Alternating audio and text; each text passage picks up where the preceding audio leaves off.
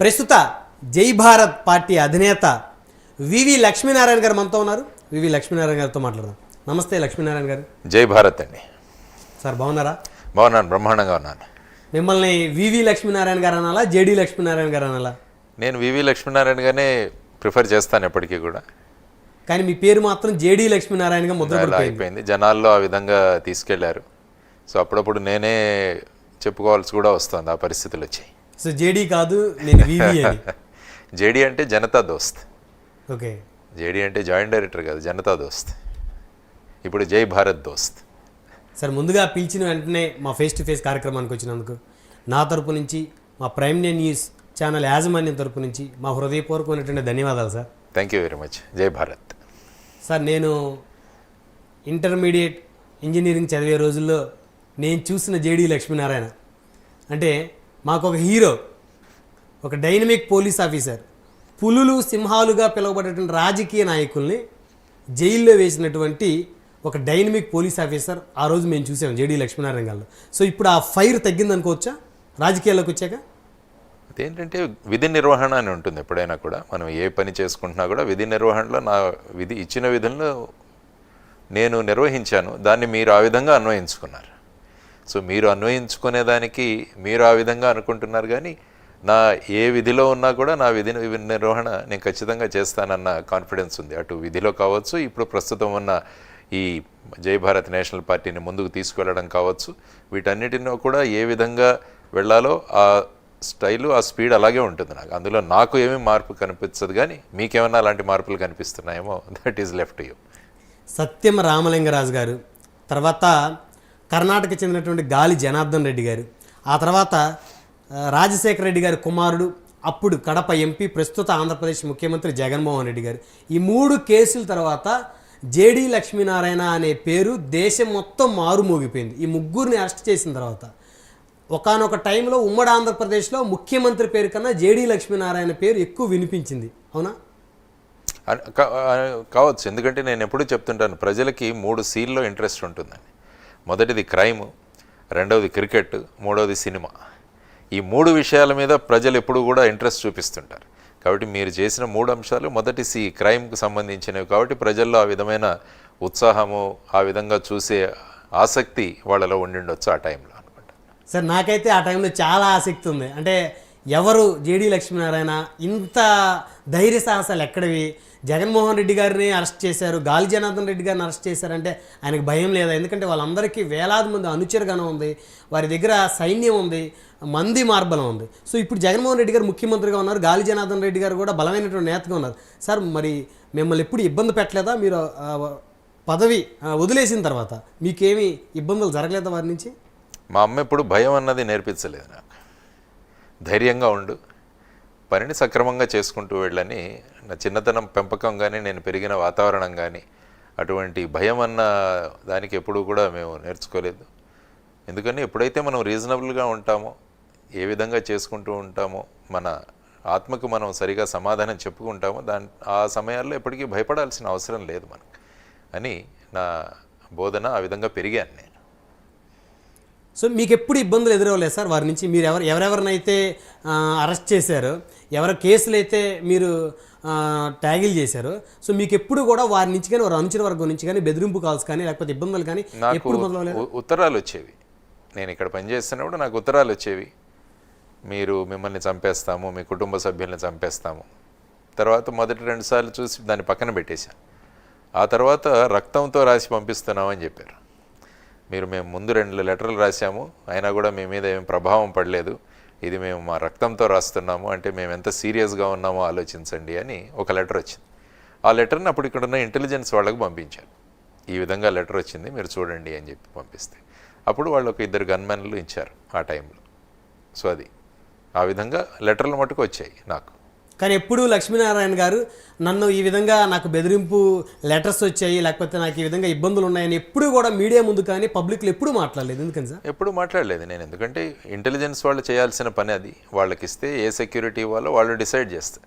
ఎందుకంటే దీన్నంతా కూడా ఏమంటామంటే ఆక్యుపేషనల్ హజార్డ్. మనం చేస్తున్న ఉద్యోగంలో ఇటువంటి మనకు ఈ విధమైన లెటర్లు రావడం అన్నది సహజం.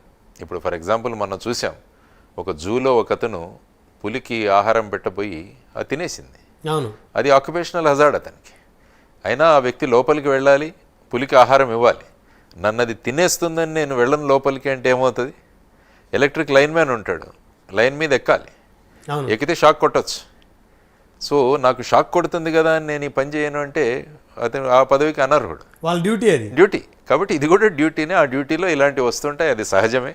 కాబట్టి దాని గురించి చర్యలు ఏ విభాగం తీసుకోవాలో ఆ విభాగానికి పంపించడం మా డ్యూటీ. సో ఆ విధంగా తీసుకున్నాను దాన్ని అంతే. సరే, ఎప్పుడు మీ కుటుంబ సభ్యులు ఎప్పుడు ఇంత పెద్ద పెద్ద కేసుల్లో మీరు ఇన్వాల్వ్మెంట్ అయ్యి వాళ్ళందరినీ కూడా కటకటాల వెనక పంపించారు.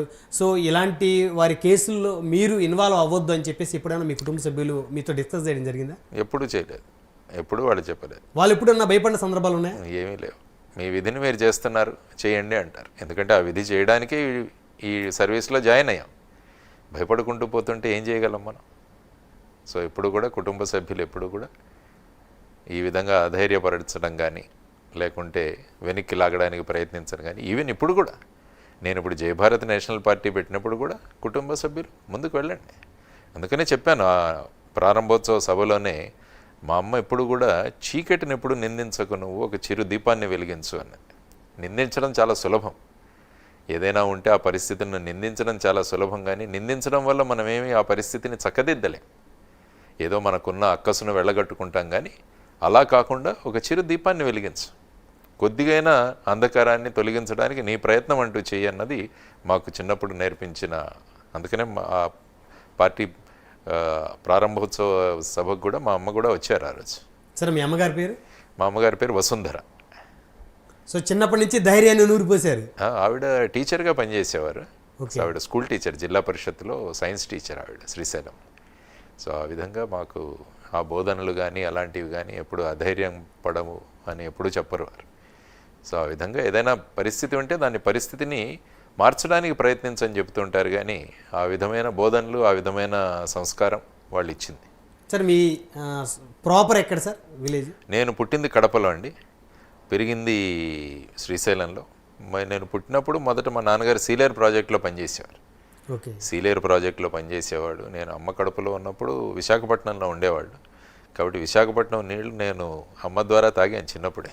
సో అందుకని విశాఖపట్నం ఎంపీ అవ్వాలని ఒక అటెంప్ట్ చేశారు. ఉండొచ్చు, అంటే ఇవన్నీ కూడా సృష్టిలో ఆ విధమైన డైరెక్షన్స్లో ఉండొచ్చు. ఎందుకంటే అమ్మగారు డెలివరీ కోసం వచ్చారు కడపకు, కానీ అదర్వైజ్ పెరిగి అమ్మ కడుపులో నేను విశాఖపట్నంలోనే ఉన్నాను. సార్, మొత్తానికి సిబిఐ జేడీగా ఎంతో హోదాని అనుభవించిన లక్ష్మీనారాయణ గారు పదవి కాలం పూర్తి కాకముందే రాజీనామా చేసి రాజకీయాల్లోకి వచ్చారు. ఎప్పుడన్నా ఒక్క నిమిషం అన్నా బాధ అనిపించిందా? రాంగ్ స్టెప్ వేసానేమో, పూర్తి స్థాయి పదవి సమయం ఉండగానే మధ్యలో రిజైన్ చేసి వచ్చానని ఎప్పుడు అనిపించిందా సార్? రాజకీయాలంటే అత్యుత్తమ సేవ అనుకుంటాను నేను. ఇప్పుడు ఇది యాక్చువల్గా ప్రమోషన్. ఎందుకంటే పోలీస్ విభాగంలో పనిచేసినప్పుడు ఒక నిర్దిష్టమైన ప్రాంతం, మీకు for example commissioner of police Mumbai అన్నారనుకోండి. సో బాంబేకి ముంబైకి మీరు కమిషనర్. కానీ రాజకీయాల్లో ఏమవుతుందంటే పరిధి పెరుగుతుంది. కాబట్టి ఏ విధంగా డిపార్ట్మెంటల్ ప్రమోషన్, ఇది కూడా ఒక ప్రమోషన్ ప్రజాసేవలో. ఎందుకంటే అక్కడ కూడా ఉన్నప్పుడు ప్రజాసేవ అనుకున్నాం, ఇది ప్రజాసేవ అనుకున్నాం. కాబట్టి అది యాక్చువల్గా ఇది ప్రజాసేవలో ఉన్న ఇది. కాబట్టి అక్కడ ఇండియన్ పోలీస్ సర్వీస్ ఉండేది, ఇక్కడ ఇండియన్ పీపుల్ సర్వీస్లో ఉన్నాను నేను. ఇప్పుడు ప్రజల సేవలో ఉన్నాను. అక్కడ ప్రజల కోసమే సేవ, ఇక్కడ రెట్టించిన ఉత్సాహంతో ప్రజల కోసం సేవ చేసే అవకాశం ఇందులో దొరికింది నాకు. సరే, మీ మీద అప్పట్లో చాలా ఆరోపణలు ఉండేవి. సో నేను అడగొచ్చా? అడగండి. ఎందుకంటే పని చేసేవాడి మీద ఆరోపణలు ఉంటాయి, పని చేయని వాడి మీద ఏ ఆరోపణలు ఉండవు. సార్, మీరు చంద్రబాబు నాయుడు గారిని సిబిఐ ఎంక్వైరీ చేయమని కేంద్రం ఆర్డర్స్ వేసినప్పుడు సిబ్బంది లేదు అని చెప్పేసి చంద్రబాబు గారి మీద సిబిఐ విచారణ మీరు కావాలని జరిపించలేదు, మీకు చంద్రబాబు నాయుడు గారికి మధ్య ఒక ఒప్పందం కుదిరింది, అందుకని మీరు ఆయన మీద విచారణ జరిపించలేదని చెప్పేసి అప్పట్లో మీ మీద వైఎస్ఆర్ కాంగ్రెస్ పార్టీ నేతలు పెద్ద ఎత్తున ఆరోపణలు చేశారు. మీరే అన్నారు ఆరోపణ అని. ఏమవుతుందంటే సాధారణంగా చాలా రాష్ట్ర ప్రభుత్వాలు వాళ్ళు చేయాల్సిన పనిని వదిలేసి దాన్ని సిబిఐకి తోసేస్తారు. యాక్చువల్గా అప్పటి కాలంలో ఉన్న రాష్ట్ర ప్రభుత్వం ఈ కేసు మాకు ఇవ్వడం జరిగింది. ఎప్పుడైనా కూడా సిబిఐ రాష్ట్ర ప్రభుత్వాలు వాళ్ళ బాధ్యతను వదిలేసి సిబిఐకి పెడుతున్నప్పుడు వాళ్ళకి ఇచ్చే ఒకటే సమాధానం, ఈ విధంగా మీ దగ్గర యాంటీ కరప్షన్ బ్యూరో ఉంది, మీ దగ్గర కూడా నిష్ణాతులైన అధికారులు ఉన్నారు, మీరు చేయండి. సిబిఐ ఎప్పుడు వస్తుందంటే ఇంటర్నేషనల్ లెవెల్లో ఏదైనా ట్రాన్సాక్షన్స్ జరిగినప్పుడు, రాష్ట్ర సరిహద్దులు దాటి ఇతర రాష్ట్రాల్లో ఈ క్రైమ్ వెళ్ళినప్పుడు, అంటే ఇంటర్నేషనల్లో ఇంటర్పోలు ఇలాంటి ఏజెన్సీస్ రావడానికి అటువంటి ఫిట్ కేసుల్లో సిబిఐ జనరల్గా ఉంటుంది. రాష్ట్ర ప్రభుత్వం ఇచ్చిన ఏ కేసు సిబిఐ తీసుకోదు జనరల్గా, ఎందుకంటే కోర్టులు ఇస్తే తీసుకుంటారు ఖచ్చితంగా. సో ఇది ఏదైతే మేము అంటున్నామో, ఈవెన్ మొన్న వివేకానంద రెడ్డి గారి కేసులో కూడా సిబిఐ ఇదే చెప్పింది, రాష్ట్ర ప్రభుత్వం చేయగలదు ఇన్వెస్టిగేషన్, వాళ్ళు ఎందుకు చేయట్లేదు. అందువల్ల అప్పుడు కూడా అదే సమాధానం వచ్చింది వాళ్ళ దగ్గర నుంచి కూడా. ఎందుకంటే మొత్తం సిబిఐలో నేను అప్పుడు పనిచేసినప్పుడు మొత్తం 5,000 మంది స్టాఫ్ మొత్తం దేశానికి. వాళ్ళ మెయిన్ ఉద్యోగం ఏంటంటే కేంద్ర ప్రభుత్వ ఉద్యోగులు చేస్తున్న అవినీతి మీద ఎంక్వైరీ చేయడము, ఇన్వెస్టిగేషన్ చేయడం అన్నది సిబిఐ.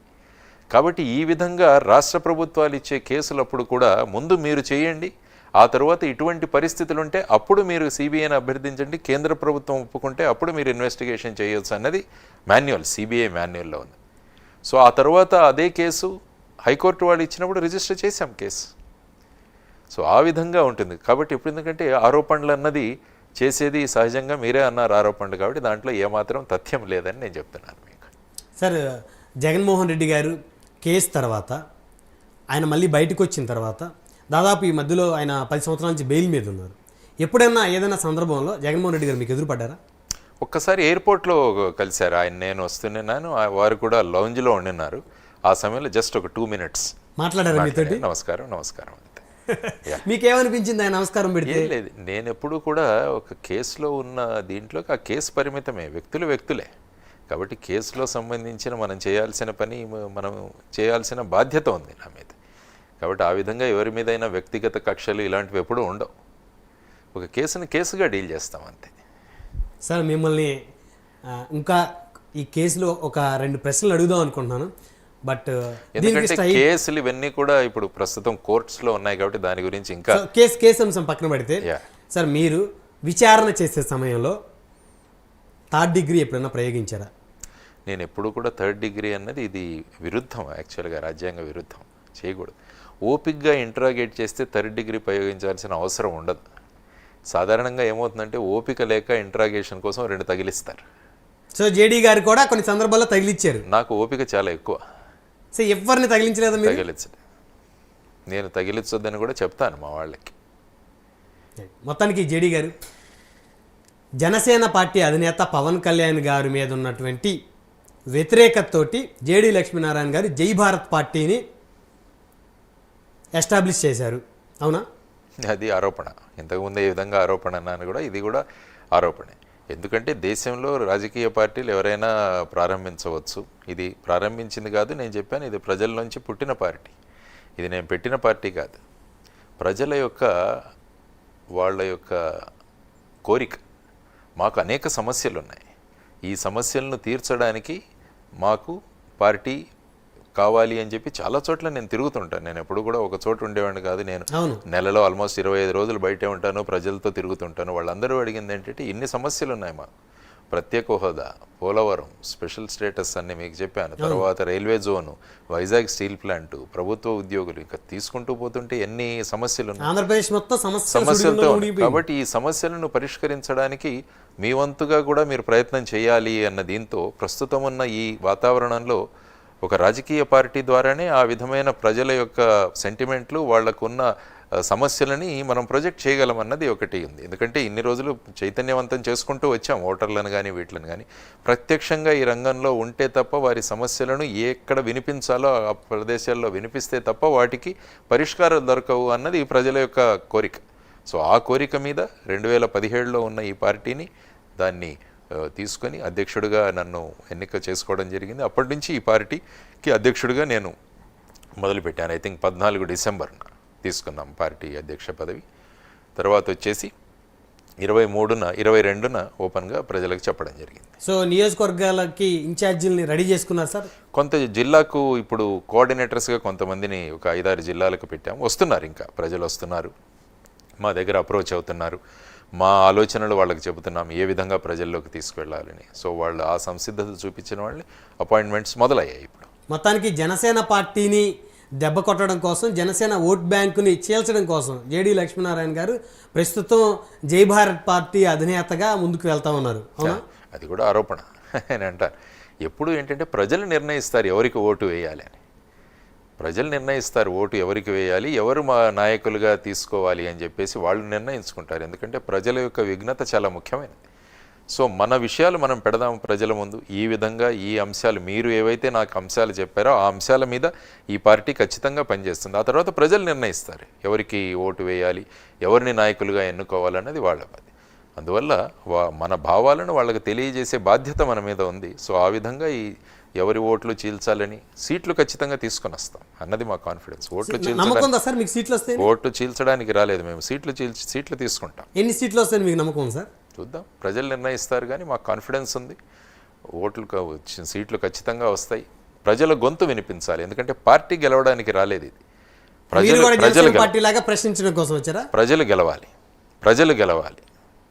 గెలవాలి. ప్రజా సమస్యలను ఎక్కడ ప్రశ్నించాలో అక్కడ ప్రశ్నించాలి.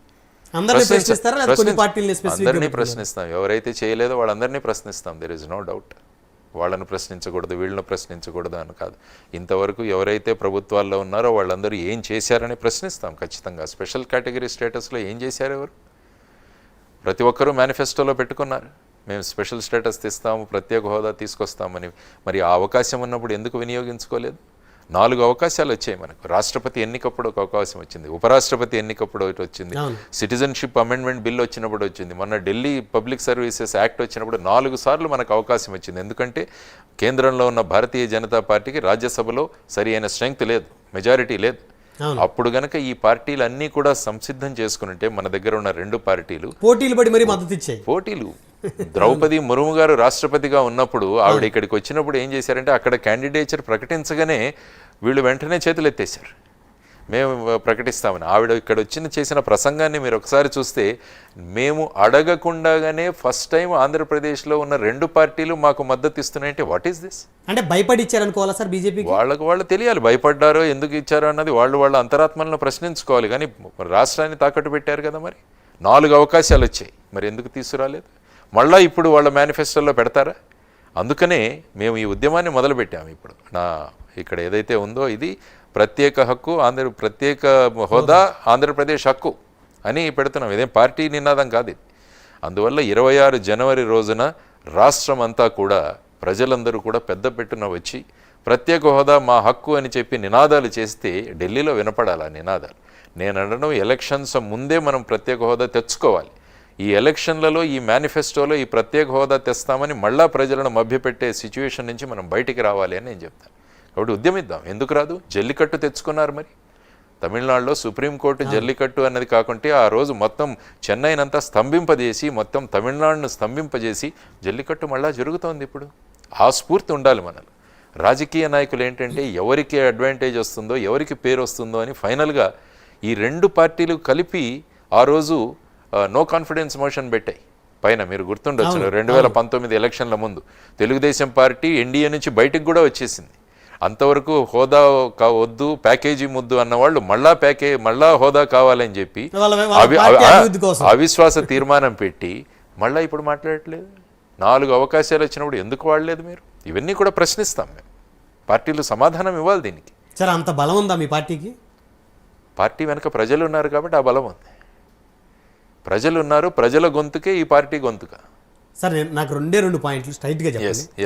జనసేన పార్టీలోకి అసలు ఎందుకు వెళ్ళారు, ఎందుకు బయటకు వచ్చారు? జనసేన పార్టీలో నేను అప్పుడు వెళ్ళింది 0 బడ్జెట్ పాలిటిక్స్ ఒకటి, ప్రజలను ప్రశ్నిస్తామని ఆ విధంగా వెళ్ళాం. జనసేనలో కూడా బాగా ముందుకు తీసుకెళ్ళాం. 2019లో ఎలక్షన్లో బాగానే జరిగింది. 2,88,000 ఓట్లు వచ్చాయి. అంటే చైతన్యం పొందిన ఓటర్లు మనకు కావాలి. మిగతా ప్రాంతాల్లో ఉన్నారు, విశాఖపట్నంలో కూడా వాళ్ళు ఇచ్చారు. లాస్ట్ టైం జనసేనకు ఓట్లు వేసిన వాళ్ళందరూ కూడా చైతన్యం పొందిన ఓటర్లు, ఒక మార్పు కావాలి అని కోరుకున్నవాళ్ళు. ఆ ఓట్లు జనసేన అనుకోవాలా, జేడీ గారు అనుకోవాలా? అంతే, ఇది ప్రజల ఓట్లు, ప్రజలు వేసిన ఓట్లు. ప్రజలు సిద్ధాంతాలు నమ్మి వ్యక్తులను చూసి వేసిన ఓట్లు. There is no doubt. దానికి చైతన్యానికి ఒక ఉదాహరణ 0 బడ్జెట్ పాలిటిక్స్లో వెళ్ళిన దాంట్లో. మీకు ఎంత ఖర్చు అయింది సార్? నాకు 36 లక్షలు ఖర్చు అయింది సార్. ఒక ఎంపీకి 3 లక్షల ఓట్లు సంపాదించిన ఎంపీకి 36 లక్షల. ఎందుకంటే మోసం చేయాలంటే డబ్బులు కావాలి, బూటకప్ మాటలు చెప్పాలంటే డబ్బులు కావాలి. దాన్నే రాజకీయం అని ప్రస్తుత రాజకీయ పార్టీలు చూపిస్తున్నారు. అందుకనే వాళ్ళకి అంత ఖర్చు అవుతుంది. మేము బూటకం మాటలు మాట్లాడలేము, అసత్యాలు చెప్పలేము, వాళ్ళ ఎమోషన్లు సెంటిమెంట్లు రేజ్ చేయడానికి రాలేదు. ఇది మేము చేస్తాము, మీ సమస్యలను తీసుకువెళతామని చెప్పడం వల్ల ప్రజలు ఒప్పుకున్నారు, ఆ విధంగా ఓట్లేశారు. అందువల్ల రాజకీయాన్ని ఏం చేసేసారంటే వీళ్ళు డబ్బులు లేకుంటే రాజకీయం జరగదన్న ఒక విధానాన్ని తీసుకొచ్చి వేరే డబ్బులు లేని వాళ్ళు ఈ రాజకీయాల్లో రాలేరు అని ఒక ముసుగు వేసేశారు. ఆ ముసుగు తొలగించాలి, ఆ ముసుగు తొలగించాల్సిన అవసరం ఉంది. లేకుంటే ఏముంది, ఎవరి దగ్గర డబ్బులుంటే వాళ్ళు అవుతుంటే మరి ప్రజాసేవ ఎక్కడ చేయగలరు? సో ఆ విధంగా నేను చెప్పాను, చైతన్యం కోసం ఓటర్ల చైతన్యం తీసుకురావడమే మళ్ళా జై భారత్ నేషనల్ పార్టీ యొక్క ప్రధాన ఉద్దేశం. చైతన్యం పొందిన ఓటర్లు ఎన్ని ఓట్లు వేస్తే అదే మా భాగ్యం అని మేము అనుకుంటాం. సార్, మీరు, తోటగారు, పార్థసారథి గారు, మీరందరూ బయటికి రావడానికి ప్రధాన కారణం నాదెండ్ల మనోహర్ గారు తీరు నచ్చక, వారు మీతో ప్రవర్తించేటువంటి తీరు నచ్చకే మీరు జనసేన పార్టీ నుంచి బయటకు వచ్చారనేది ఇప్పటికీ కూడా అందరూ బలంగా విశ్వసిస్తారు. ఇందులో వాస్తవం ఉందో లేదా? యాక్చువల్గా నేను జనసేన నుంచి బయటకు వచ్చినప్పుడు నేను కారణం కూడా చెప్పాను. ఎందుకంటే రాజకీయాల్లో ఫుల్ ఫ్లెడ్జ్డ్ మనం రాజకీయాలు చేయాలి. సో ఎప్పుడైతే పవన్ కళ్యాణ్ గారు నేను మళ్ళీ సినిమాల్లోకి వెళతాను అంటే ఇక్కడ మరి ఒక థర్డ్ ఆల్టర్నేటివ్గా మనం ఎదుగుతున్నాం. దీన్ని కనుక సరి అయిన బాటలో తీసుకువెళ్ళాలంటే మనం 24 గంటలు ప్రజల్లో ఉండాలి. కాబట్టి ఈ విధంగా డీవియేషన్ వస్తుంది అని చెప్పేసి నా అభిప్రాయంతో నేను ఆ సమయంలో బయటికి రావడం జరిగింది. నేను చాలా తక్కువ రోజులు ఉండినాను. అవును, నేను చాలా తక్కువ రోజులు ఉన్నాను. ఎలక్షన్ తర్వాత ఐ థింక్ 1 or 2 months ఉన్నాను అంతే. మిమ్మల్ని ఎవరు ఇన్వైట్ చేశారు సార్? సడన్గా వచ్చారు, జాయిన్ అయిపోయారు, టికెట్ తీసుకున్నారు. నాకు పవన్ కళ్యాణ్ గారు ఫోన్ చేశారు. ఓకే, వారు ఫోన్ చేసి జేడీ గారు ఇంకొచ్చేయండి పార్టీలోకి అన్నారు. అప్పుడు నేను వెళ్ళి జాయిన్ అయ్యాను. ఇంకొచ్చేయండి అంటే అర్థం ఏంటి? అంటే మీరు రావాలని ఉంది అని అది మరి ఆయన అడగాలి. మరి ఆయన ఆ విధంగా ఫోన్ వచ్చింది, నాకు వెళ్ళి నేను జాయిన్ అయ్యాను. సో మీరు జాయిన్ అయిన తర్వాత మిమ్మల్ని అని అడిగారా సార్, మీరు ఎంత ఖర్చు పెట్టగలుగుతారు ఏంటి అనేది? ఏమీ లేదు, అలాంటిది ఏమి లేదు. మీరు ఎక్కడ కంటెస్ట్ చేస్తారు అని అడిగారు. నేను ఎంపీగా కంటెస్ట్ చేస్తానండి అంటే విశాఖపట్నం కానీ కాకినాడ కానీ అన్నారు. మీరు ఏది చెప్తే అది నేను అక్కడ చేస్తానండి అన్నాను. ఒక 2 రోజుల తర్వాత విశాఖపట్నం చేయండి అన్నారు. ఓకే అన్నారు. వెంటనే వెళ్ళిపోయాను విశాఖపట్నంకి. సార్, మీకు ఫండ్స్ ఏం రాలేదా? ఫండ్స్ ఏమీ లేవు, ప్రజలే, నా ఫ్రెండ్స్ వీళ్ళు ఇచ్చారు. ఫండ్స్ కాదు, ఫ్రెండ్స్ ఇచ్చారు. దాంతో మనం ఉపయోగించుకున్నాం. చెప్పాను కదా, 36 లక్షలు మనం వాడింది, దానికి లెక్కలన్నీ ఇచ్చాం. నేను ఒకటి అడగొచ్చలేదు మిమ్మల్ని. అడగండి సార్. మీరు చాలా పెద్ద పదవులు నిర్వహించారు. మీరు కోరుకుంటే 100 కోట్ల రూపాయలు మీకు సంపాదించుకునే అవకాశం ఖచ్చితంగా ఉంటుంది, అందులో ఎలాంటి డౌటు లేదు. సో మీరు ఏం సంపాదించుకోలేదా సార్? ఇది అమ్ముడయ్యే ఐటమ్ కాదు, ఇది అమ్మకానికి కాదు, this is not for sale అని చెప్పాను నేను. ఎందుకంటే నా చిన్నతనంలో నా సంస్కారం ఆ విధంగా నేర్పించింది మా అమ్మ నాన్న. కాబట్టి ఆ అవకాశాలు ఉన్నవాళ్ళు దాన్ని వినియోగించుకుంటారే కానీ ఈ అవకాశం ఎప్పుడు కూడా ప్రజలకు సేవ, దాని గురించే వినియోగించుకున్నాను నేను. సరే, ఇంకొకటి ప్రశ్న. ఇది మీరు జగన్ గారి కేసు, గాలి జనార్దన్ రెడ్డి గారి కేసులో మీరు చేసేటప్పుడు సో ఎవరు వాళ్ళ తరపు నుంచి మనుషులు ఎవరు కూడా మీకు ఏమైనా ఆఫర్ చేయలేదా? ఆఫర్ ఎవరికో జడ్జి గారికి ఇచ్చారని ఆ జడ్జి గారినే మేము దాంట్లో కేసులో 50 కోట్లతో ఆ విధంగా గాలి జనార్దన్ రెడ్డి గారికి బెయిల్ ఇచ్చిన కేసు. కాబట్టి తెలుస్తుంది మనిషి ఏంటి, మనిషి యొక్క విధి విధానాలు ఏంటని వాళ్ళకి తెలుస్తుంది. కాబట్టి ఎవరు నన్ను అప్రోచ్ అయ్యే ధైర్యం కూడా ఎవరికి లేదు, ఎవరు అప్రోచ్ కూడా అవ్వలేదు. సరే, జనసేనలో నాదెండ్ల మనోహర్ గారికి మీకు ఎలా ఉండేది? మనోహర్ గారు నేను ఉన్నది కొన్ని రోజులే, పార్టీని ముందుకు ఎలా తీసుకువెళ్ళాలనేది కొన్ని చోట్ల చర్చించుకున్నాం మేమిద్దరం, మనోహర్ గారు నేను. ఆ తర్వాత ఏ విధంగా జన సైనికులకు ట్రైనింగ్ ఇవ్వాలి, తర్వాత వాళ్ళని ఏ విధంగా కార్యకర్తలుగా మార్చాలి, ట్రైనింగ్ షెడ్యూల్. ఎందుకంటే నాకు టీచింగ్లో ఇంట్రెస్ట్, కాబట్టి ఆ ట్రైనింగ్ ప్రోగ్రామ్ నాకు ఇస్తే నేను చేయగలను. అన్ని జిల్లాల్లో నేను తిరగడం కూడా నాకు ఇష్టం, ప్రజల్లో ఉండడం నాకు ఇష్టం, ప్రజలంటే ఇష్టపడతాను నేను. సో అందరినీ కూడా మనం ట్రైనింగ్ చేస్తే గొంతుకలు వాళ్ళు మాట్లాడుతున్నప్పుడు ప్రజలు కన్విన్స్ అవ్వాలి. వాళ్ళకు రాజ్యాంగం గురించి నేర్పిద్దాం, పబ్లిక్ అడ్మినిస్ట్రేషన్ గురించి నేర్పిద్దాం, తర్వాత చట్టాల గురించి నేర్పిద్దాం. ఎందుకంటే ఒక కార్యకర్త మాట్లాడుతుంటే ప్రజలు ఆ మాట్లాడే విధానాన్ని చూసి వీళ్ళు మనకు ప్రతినిధులు అవుతే బాగుంటుంది అని అనిపించాలి. సో ఆ విధంగా మన కార్యకర్తలను మనం ఆ విధంగా తయారు చేయాలి అన్నది ఆయనతో నేను చర్చించిన విషయం. అనేక విషయాలు మాట్లాడుకున్నాం మేము. ఆయన ఉన్నప్పుడు ఆయనతో మాట్లాడేవాడిని. 1-2 సార్లు ఇద్దరు 1-to-1 కూర్చొని కూడా అనేక పాయింట్స్ రాసుకున్నాం మేము, ఏమేం చేయాలి అని చెప్పి. సో మీకు ఆయనకి మధ్య ఎలాంటి క్లాషెస్ లేవు? క్లాషెస్ ఏమి లేవు. నేను ఎప్పుడు కూడా జనరల్గా ఎవరితోనూ గొడవ పడను. నేను యాక్చువల్గా నా అభిప్రాయాన్ని నేను వ్యక్తం చేస్తాను. ఈ విధంగా ఉంటే బాగుంటుందన్నది సలహాలు ఇస్తాను. ఇలా చేస్తే బాగుంటుంది పార్టీ కన్నా ఆ విధానాలు చర్చించుకున్నాం మేము. కానీ మీరు నాకు చూస్తుంటే చాలా కూల్గా, చాలా సౌమ్యంగా కనపడుతూ ఉన్నారు నా కళ్ళ ఎదురుగా. సరే, ఒకప్పుడు జేడీ లక్ష్మీనారాయణ గారు అంటే ఒక టెర్రర్, అవినీతి రాజకీయ నాయకులకి హడలు. సో ఆ లక్ష్మీనారాయణ గారైనా ఈయన నమ్మలేకపోతున్నా. ఏముంటుందంటే ప్రతిదానికి గర్జించి చేయాల్సిన అవసరమే ఉండదు. విధి విధానాలు ఖచ్చితంగా ఉంటే సరిపోతుంది. విధి విధానాలు గాంధీ గారు మాట్లాడుతున్నప్పుడు చాలా లోటంతో మాట్లాడేవారు, కానీ ఎంత ప్రభావంగా ఉండేది. ఆయన మనకందరికీ ఆదర్శం. అరిచేసి తిట్టేసి ఈ విధంగా చేసే రాజకీయాల నుంచి కూడా మనం మార్చాలి. కాబట్టి ఇప్పుడు ఏమైపోతుంది రాజకీయాలంటే, పిలవండి ఎవరినైనా, చూడండి, పాలసీ గురించి మాట్లాడదామంటే ఎవరైనా వస్తారా? బూతులు మాట్లాడుతూ ఉన్నారు. కాబట్టి నేను ప్రైమ్ నైన్కి కూడా చేస్తున్న రిక్వెస్ట్ ఏంటంటే, ఒకసారి పార్టీ హెడ్స్నంతా ఒక వేదిక మీదకి తీసుకురండి, ఒక్కొక్క విషయం మీద డిస్కస్ చేద్దాం. ప్రత్యేక హోదా మీద మాట్లాడమనండి. తెలుగుదేశం పార్టీ ప్రధాన చంద్రబాబు గారిని పిలవండి, జగన్ గారిని పిలవండి, పవన్ కళ్యాణ్ గారిని పిలవండి, మమ్మల్ని పిలవండి, అందరం ఒక ప్లాట్ఫామ్ మీద ఒక్కొక్క ఇష్యూ తీసుకొని మాట్లాడదాం, ఏం స్టాండ్ అన్నది. అప్పుడు నిజంగా ప్రజలకు అర్థమవుతుంది ఎవరెవరు ఏమేం చేస్తున్నారు. లేకుంటే స్పోక్స్ పర్సన్స్ని పెట్టేసి వాళ్ళు ఏ అభిప్రాయాలు వ్యక్తం చేస్తారో కూడా మనకు తెలియదు డిబేట్లలో ఎఫెక్టివ్గా. ఎందుకంటే అమెరికాలో ఏ విధమైన సిస్టమో, ఎవరైతే కంటెస్ట్ చేస్తున్నారో వాళ్ళిద్దరూ ఒకే స్టేజ్ మీదకి వచ్చి మాట్లాడతారు. ఆ విధంగా పరిపక్వత చెందిన రాజకీయం వైపు మనం అంతా వెళ్ళాలి. లేకుంటే ఏమవుతుందంటే ఈ రాజకీయం యొక్క స్టేజ్ డౌన్ అయిపోతుంది. ఇప్పుడు ఒకరినొకరు తిట్టుకోవడం, వ్యక్తిగత విమర్శలు చేసుకోవడం. ఎందుకంటే రాజకీయంలో ఉన్న వ్యక్తులు, ప్రజాప్రతినిధులు, వీళ్ళంతా కూడా ప్రజలకు ఆదర్శంగా ఉండాలి. వాళ్ళ వ్యక్తిత్వం చూసి, వాళ్ళ ప్రవర్తన చూసి ప్రజలు వాళ్ళ ప్రవర్తనను మార్చుకోవాలి, వాళ్ళ వ్యక్తిత్వాన్ని మార్చుకోవాలి. చూడండి, అటువంటి ప్రభావాన్ని కల్పించే పోస్టులలో ఉన్న వాళ్ళందరూ కూడా ఈ విధంగా ప్రవర్తిస్తే ఏమవుతుంది? మొన్నెవరో 7వ తరగతి పిల్లలు స్కూల్లో వాళ్ళు ఈ న్యూ ఇయర్స్ సందర్భంగా వాళ్ళు లిక్కర్ తీసుకున్నారని పేపర్లో చదివాను నేను. విశాఖపట్నంలో ఒక అమ్మాయి మీద ఏ విధమైన సంఘటన జరిగింది. ఇదంతా కూడా సమాజాన్ని కలిచివేయాల్సిన సంఘటనలు ఇవన్నీ. ఏం జరుగుతుంది? ఇది ఒక క్రైమ్ కాదు. సమాజంలో జరుగుతున్న మార్పులు, విద్యా విధానం ఏ విధమైన డైరెక్షన్ లేని విద్యా విధానం అవుతోంది మనది. ఈ విధంగా ప్రజలు ప్రవర్తిస్తున్నారు అంటే ఏం చేస్తున్నాం మనం అన్నది అందరూ ఆలోచించుకోవాలి. అలా ఎప్పుడైతే ఆలోచించుకుంటున్నారో అప్పుడు గొంతు పెరుగుతుంది. తిట్టుకోవడానికి గొంతు పెరిగితే అది అవసరం ఉండదు. ప్రజల యొక్క వ్యవస్థలను, వాళ్ళని ఈ విధంగా తీసుకువెళుతున్న విధానాలను మార్చడానికి మనం గొంతు పెంచితే అందరం, అప్పుడు పరిస్థితుల్లో మార్పు తీసుకురాగలం. కాబట్టి రాజకీయాలన్నవి రాజనీతి దిశగా వెళ్ళాలని నేను ఎప్పుడు చెబుతాను. రాజకీయాలంటే మోసం చేయడం, బూటకం మాట్లాడడం, ఇవే అయిపోయింది రాజకీయాలు.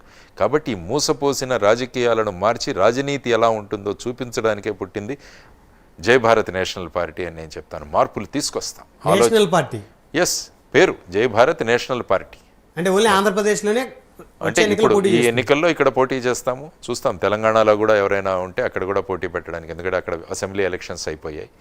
నేషనల్ పార్టీ అన్నది పార్టీ పేరులో పెట్టుకున్నాం, కానీ నేషనల్ పార్టీ ఎప్పుడు వస్తుందంటే మనం కొన్ని స్టేట్స్లో చేయాలి, కొంత పర్సంటేజ్ ఓట్లు తీసుకోవాలి, ఆ విధంగా వస్తుంది.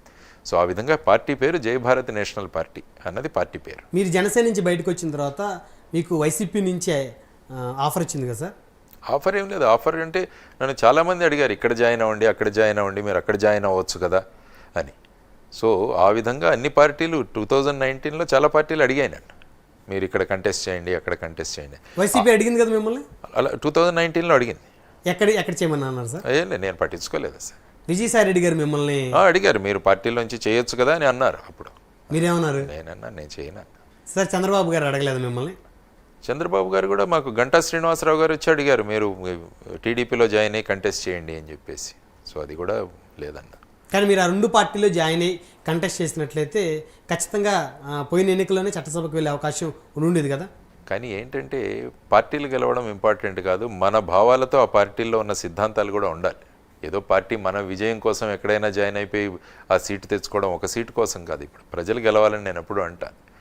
అందువల్ల ఈ జై భారత్ నేషనల్ పార్టీ ప్రధానమైన ఉద్దేశం అది. భావాలు, ఇష్యూస్, వీటి మీద ప్రజల్లో ఒక మూమెంట్ తీసుకొచ్చి వాళ్ళ ద్వారా ముందుకు వెళ్ళాలని, ప్రజలు గెలవాలి అన్నది. సో ఎక్కడి నుంచి పోటీ చేయబోతున్నారు సార్ వచ్చే ఎన్నికల్లో? చూస్తాను. ఇప్పుడు ఏంటంటే ఇంతకుముందు నేను ఒక్కడనే ఉండేవాడిని కానీ ఇప్పుడు ఒక పార్టీ ఉంది, మా కమిటీ ఉంది, ఇవన్నీ కూడా చూసుకుందాం. Of course Visakhapatnam is always there for me. Visakhapatnam ఎందుకంటే చైతన్యం తీసుకురావడమే జై భారత్ నేషనల్ పార్టీ యొక్క ప్రధానమైన ఉద్దేశం. ఆల్రెడీ గత ఎన్నికల్లో చైతన్యం పొందిన ఓటర్స్ అక్కడ, మిగతా చోట్ల కూడా చూసాం. అవును. కాబట్టి అంతటి ప్రభావశీలమైన అక్కడ ఓటర్లు ఉన్నా కాబట్టి Visakhapatnam is always my choice. ఒక 50 కోట్లు ఖర్చు పెట్టడానికి రెడీ చేస్తున్నారు. అసలు క్వశ్చన్ మరి 50 కోట్లు ఖర్చు పెట్టడానికి ఉంటే మరి ఎందుకు ఈ పార్టీ పెట్టడం? ఎందుకు ఈ పార్టీ పుట్టింది వాళ్ళు స్వచ్ఛమైన రాజకీయాలు తీసుకురావడానికి పుట్టిన ఈ పార్టీలో మళ్ళీ 50 కోట్లు ఖర్చు పెట్టాలంటే అది it is against our principles. Sir, రాజకీయ పార్టీలు ఎన్నికలప్పుడు ఓటర్లను ప్రభావితం చేసే విధంగా, ప్రలోభ పెట్టే విధంగా డబ్బు మద్యం పంచుతున్న మాట వాస్తవం కదా? పంచుతున్నారు. అదే ఆ విధమైన రాజకీయాలు ఆ స్థాయికి దిగిపోయా అనే నా ఆవేదన. వీటి నుంచి మార్చాలి. మీడియా ఛానల్స్ వీటిని అగేన్స్ట్గా మీరందరూ వెళ్ళాలి. ఇటువంటి నాయకులను ఎన్నుకోవద్దని చెప్పాలి. మీరు వాళ్ళకి చెప్పకుండా నన్ను అడుగుతున్నారు, మీరు ఖర్చు పెడతారా, మీరు మద్యం పంచుతారా అని. ముందు మీడియా నుంచి మార్పులు రావాలి. మీరు చెప్పాలి, మద్యము డబ్బు పంచే రాజకీయ నాయకులను మీరు ఎన్నుకోవద్దు అని అన్ని మీడియాలు మాట్లాడడం మొదలు పెడితే అప్పుడు ప్రజలు వింటారు. అందరూ పోయే బాటలోనే మళ్ళీ నన్ను పొమ్మంటే మరి నేనేం చేస్తాను? చేసే ప్రశ్నే లేదు. డబ్బులు మద్యం పంచే ప్రశ్నే లేదు. జయభారత్ నేషనల్ పార్టీ పంచదు. సార్, చివరిగా జయభారత్ నేషనల్ పార్టీ యొక్క ప్రధాన అజెండా ఏంటి? ఏ అజెండాతోటి రేపు ఆంధ్రప్రదేశ్లో మీరు ఎన్నికలకు వెళ్తారు? ఎన్ని స్థానాలు పోటీ చేయాలన్నట్టు ఆలోచన మీకుంది? ప్రజల గెలుపు అన్నది జయభారత్ నేషనల్ పార్టీ యొక్క ప్రధానమైన ఉద్దేశం. ఆ తర్వాత మా మేనిఫెస్టో రిలీజ్ చేస్తాం. ముఖ్యంగా రాష్ట్రాన్ని, ఈరోజు అప్పుల పాలైపోయిన రాష్ట్రానికి ప్రధానమైన కారణం మనకు ప్రత్యేక హోదా రాకపోవడం. ప్రత్యేక హోదా తీసుకొని వచ్చింటే ఇన్ని అప్పులు చేయాల్సిన అవసరం వచ్చేది కాదు. మనకు ఎన్నో ట్యాక్స్ కన్సెషన్స్ వచ్చేవి, మన దగ్గర ఇండస్ట్రీస్ వచ్చేవి, పరిశ్రమలు వచ్చేవి, ఉపాధి వచ్చేవి. అవన్నీ కాకుండా ప్రత్యేక హోదాను వదిలేసి అప్పుల్లో చేసేసారు. ఇప్పుడు సుమారుగా 10 లక్షల కోట్లు అంటున్నారు, 11 లక్షల కోట్లు అంటున్నారు. ఈ విధంగా అప్పు ఎవరు తీరుస్తారు వచ్చే దాంట్లో? సో ఈ విధంగా ఈ ఎజెండాలు, పోలవరం వాళ్ళు కడతామన్నారు, వీళ్ళు కడతామన్నారు. ఏమైంది? వీళ్ళేమో తప్పు చేశారని వీళ్ళు అంటున్నారు, వీళ్ళేమో వాళ్ళు అప్పు చేశారంటున్నారు, తప్పు చేశారని 2 పుస్తకాలు పబ్లిష్ చేస్తున్నారు. వీళ్ళు అవినీతి అని. మరి అవినీతి లేని రాష్ట్రాన్ని మనం చేయలేమా? అవినీతి లేకుండా మనం పరిపాలన ఉండలేదా? రాజకీయాలంటే సుపరిపాలన అన్నది జయభారత్ నేషనల్ పార్టీ యొక్క ప్రధానమైన ఉద్దేశం. రాజకీయాలంటే గెలవడం కాదు, సుపరిపాలన అందించడం అన్నది ప్రధానమైన ఉద్దేశం. ఆ తర్వాత మా మేనిఫెస్టోను కూడా రిలీజ్ చేస్తాం. గ్రామీణ భారతాన్ని ఏ విధంగా స్ట్రెంగ్తన్ చేయాలన్నది కూడా మా ఆలోచన. కేరళలో ఉన్న విధంగా ప్రతి గ్రామ పంచాయతీకి సంవత్సరానికి 2-3 కోట్లు కనుక మనం ఇవ్వగలిగితే, షెడ్యూల్ 11లో ఉన్న 26 సబ్జెక్టులు గ్రామ పంచాయతీ వాళ్ళకి అప్పజేస్తే, ప్రజల యొక్క థర్డ్ పార్టీ ఆడిట్, ఏ పని చేసినా ప్రభుత్వం దాన్ని మానిటరింగ్ ప్రజలు చేస్తారు. ప్రభుత్వంలో ఉన్న సెక్రటరీలు, మంత్రులు చేయరు, ప్రజలే ఆడిట్ చేస్తారు. ఆ విధంగా థర్డ్ పార్టీ ఆడిట్ సిస్టంతో రాబోతుంది జయభారత్ నేషనల్ పార్టీ. సో ఈ విధంగా మా మేనిఫెస్టోలో విద్య, వైద్యం ఇవన్నీ కూడా ఇంక్లూడ్ చేసి గ్రామీణ పరిశ్రమను ఎలా తీసుకురావాలి, ఉపాధి ఎలా తీసుకురావాలి, ఇది చాలా ప్రధానమైన ఉద్దేశం. ఇంతమంది పిల్లలు చదువుకుంటున్నారు, ఇన్ని కాలేజెస్, ఇన్ని యూనివర్సిటీలు ఉన్నాయి, ఎక్కడ ఉపాధిని ఉపాధి చుట్టూ తిరగాలి ఎప్పుడు కూడా ప్రభుత్వం. సంక్షేమం, జయభారత్ నేషనల్ పార్టీ యొక్క ప్రధాన సంక్షేమ నినాదం ఏముంటుందంటే ఉపాధి. ప్రతి ఇంటికి ఉపాధి, ప్రతి మహిళ కూడా 15,000 నుంచి 20,000 వరకు గర్వంగా, ఆత్మగౌరవంతో సంపాదించుకునే విధంగా తీసుకురావాలి. కానీ ప్రభుత్వం మాకేమిస్తుంది అని చూసే విధానం నుంచి మారిపోవాలి. అయితే మీరు సంక్షేమ పథకాలు ఏం పెట్టరా సార్? సంక్షేమము, ఫ్రీబీలు 2 ఉంటాయి. సంక్షేమం ఎవరికి ఇవ్వాలి? ఎవరైతే వాళ్ళ కాళ్ళ మీద వాళ్ళు నిలబడి సంపాదించుకోలేరో వాళ్ళకు సంక్షేమం ఇవ్వాలి. ఎవరుంటారు? ఫర్ ఎగ్జాంపుల్ 60 సంవత్సరాల పైబడిన వాళ్ళు, వికలాంగులు, వితంతువులు, చేసుకోలేరు. కాబట్టి వాళ్లకు ప్రభుత్వం అందించాలి. మిగతా వాళ్ళకి ఆత్మగౌరవంతో జీవించేటట్టు ప్రభుత్వాలు తయారవ్వాలి. సో మా దగ్గర డబ్బులు ఉన్నాయి కదా అని ఇచ్చేస్తూ అప్పులు చేసుకుంటూ ఈ విధంగా డబ్బులు ఇవ్వడం ఏంటండి? ఇప్పుడు కొత్తగా ఉచిత బస్సు సౌకర్యం కూడా మహిళలకి, బస్సు సౌకర్యం అంటున్నారు. తర్వాత ఈ ప్రస్తుత ప్రభుత్వం ఒకరికే అమ్మఒడి ఇస్తే ఇంట్లో ఎంతమంది పిల్లలు ఉంటే అంతమందికి అమ్మఒడి ఇస్తామని ప్రకటిస్తున్నారు. ఎక్కడి నుంచి తెస్తారు ఈ డబ్బులు? రాష్ట్రాన్ని మీ సొంత పార్టీలు అధికారంలోకి రావాలని రాష్ట్రాన్ని అధోపాతాళంలోకి తొక్కేస్తే మరి ప్రశ్నించాలి కదా ప్రజలు. ఆ విధంగా ప్రజలలో ఆ చైతన్యాన్ని తీసుకురావడానికే జయభారత్ నేషనల్ పార్టీ పుట్టింది. ఆ విధంగా మేము ప్రజల్లో చైతన్యాన్ని తీసుకొస్తాం ఖచ్చితంగా. సార్, ఎప్పుడు లేని విధంగా జేడీ లక్ష్మీనారాయణ గారు జయభారత్ పార్టీ అధ్యక్షులు అయిన తర్వాత విజయవాడ బందర్ రోడ్లో వంగవీటి మోహన్ రంగా గారికి సంబంధించిన ఒక వర్ధంతి కార్యక్రమంలో పాల్గొన్నారు. ఏంటి సార్ దాన్ని వెనుకున్నటువంటి? ఏం లేదు, నేను అక్కడ ఉన్నాను కాబట్టి నేను మిగతా చోట్ల కూడా పాల్గొన్నాను కార్యక్రమాల్లో. చిన్న ఊర్లలో ఉన్నప్పుడు కూడా నా టూర్ 2018లో ఉన్నప్పుడు కూడా పాల్గొన్నా. ఏముంది, కార్మికుల కోసం, ముఖ్యంగా ఆటో కార్మికులు. ఇప్పుడు కూడా మీరు చూసుక ఆటో రంగంలో ఉన్నవాళ్ళు వంగవీటి మోహన్ రంగా గారి గురించి మాట్లాడతారు. ఆయన ప్రతి ఇంటిలో ఉన్న సమస్యను ఆయన తీసుకువెళ్ళి ఒక భరోసాగా నిలబడ్డాడు ఆ వ్యక్తి. కాబట్టి ఆ వ్యక్తికి ఆ రోజు నేను ఉన్నాను విజయవాడలో. ఆ రోజు ఆయన వర్ధంతి కార్యక్రమం వెళ్ళాను. అందులో ఏమీ ఈ రాజకీయాలు కానీ ఇలాంటివి ఏమీ లేవు. ఎందుకంటే ఆ వ్యక్తిని ఇప్పుడు కూడా ప్రజలు గుర్తున్నారు. ప్రజల కోసం పనిచేసే వాళ్ళని ప్రజలు ఎప్పుడు కూడా గుర్తుంచుకుంటారు. అది చెప్పేది. వాళ్ళ కోసం పనిచేసే వాళ్ళని ఆ ఎలక్షన్లు అయిపోగానే మర్చిపోతారు. కాబట్టి ప్రజల కోసం పనిచేసే వాళ్ళు ఎలా ఉండాలి అన్నది కూడా జై భారత్ నేషనల్ పార్టీ యొక్క ప్రధానమైన ఉద్దేశం. మనం ప్రజల కోసం పనిచేయాలి. జేడి లక్ష్మీనారాయణ గారి వెనక ఆయన సామాజిక వర్గం నడుస్తుందా? సమాజం నడుస్తుంది. సమాజమే నడుస్తుంది నా వెనక. సామాజిక వర్గాలు అన్నవి మనం సృష్టించుకున్నాం అంతే. మనం ఆ సామాజిక వర్గంలో పుట్టాం బై యాక్సిడెంట్ అంతే. సామాజిక వర్గాలు కాదు, సమాజం ముఖ్యం ఎప్పుడు కూడా. నేను ఎప్పుడూ చెబుతుంటాను, మన మతం మన పూజ గదిలో ఆగిపోవాలి, మన కులం మన గడప దగ్గర ఆగిపోవాలి, మనం ఇంటి గడప నుంచి బయటికి వెళ్ళిన తర్వాత మనం భారతీయ పౌరులుగా జై భారత్ అనాలి అన్నది నా నినాదం. కాబట్టి సమాజం మన వెనకాల ఉండాలన్నది ప్రధానమైన కోరిక. సమాజం అంటే ఈ సామాజిక వర్గాల యొక్క కూర్పు. జై భారత్ నేషనల్ పార్టీ ఇంకొక ముఖ్యమైన ఉద్దేశం అంటే ఎవరికైతే ఇప్పటి వరకు రాజ్యాధికారం రాలేదో, అటువంటి వారి రిప్రజెంటేషన్ జరగలేదో వారందరికీ కూడా డెఫినెట్గా సీట్లు ఇస్తాం. వాళ్ళ రిప్రజెంటేషన్ జరగాలి. ఎందుకంటే సమాజం రిఫ్లెక్షన్ మన శాసనసభ కనిపించాలి. పార్లమెంటు సమాజం రిఫ్లెక్షన్ అయి ఉండాలి.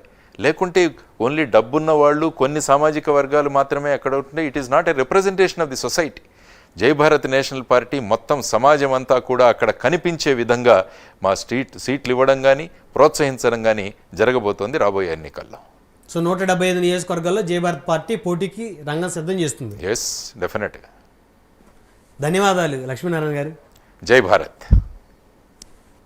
మరిది చూశారు కదా, రానున్న ఎన్నికల్లో ఆంధ్రప్రదేశ్లో 175 నియోజకవర్గాల్లో జై భారత్ పార్టీ పోటీ చేయడానికి రంగం సిద్ధం చేస్తున్నామంటున్నారు జై భారత్ పార్టీ అధినేత వివి లక్ష్మీనారాయణ గారు. మరొక వారం మరొక అతిథితో మళ్ళీ కలుద్దాం. చూస్తూనే ఉండండి. Keep watching Prime Nine news.